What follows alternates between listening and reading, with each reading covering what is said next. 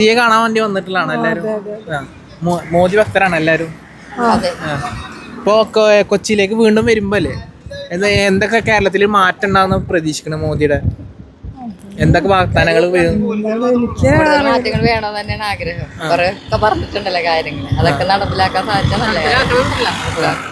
കേരളത്തിൽ എന്തൊക്കെ നടപ്പിലാക്കിയ നിങ്ങൾക്ക് അറിവുള്ളത്? കൂടുതൽ കാര്യങ്ങൾ ചെയ്തിട്ടുണ്ടല്ലോ, അധികം കാര്യങ്ങൾ ചെയ്തിട്ടുണ്ട്. എന്താണ് ചെയ്തിട്ടുള്ളത്? അതെ, കർഷകർക്ക് കൂടുതൽ ജലജീവൻ.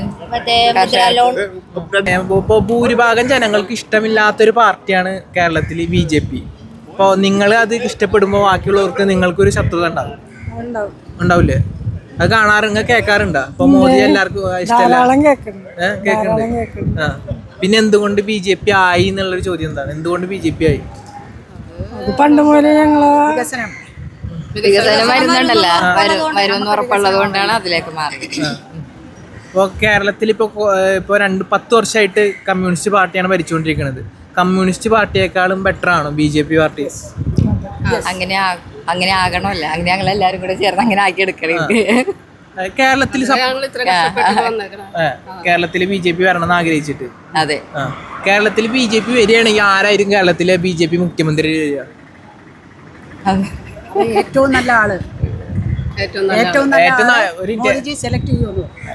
നല്ല ആള് പറയണ ആരാ? വ്യക്തി? അതെ, പുള്ളി പ്രധാനമന്ത്രി നമ്മുടെ PM എന്തായാലും സെലക്ട് ചെയ്യുമല്ലോ, ഏറ്റവും നല്ല ആളെ വെക്കുള്ളൂ നമ്മുടെ കേരളത്തിൽ. അല്ലാണ്ട് അറിയില്ല, അതുകൊണ്ട് പറയണേ ഏറ്റവും നല്ല ആള് വരും തന്നെയാണ് ഞങ്ങൾ. അതേ കുറിച്ചൊന്നും ഞങ്ങൾക്ക് അറിയില്ലല്ലോ. ശരി ശരി ശരി.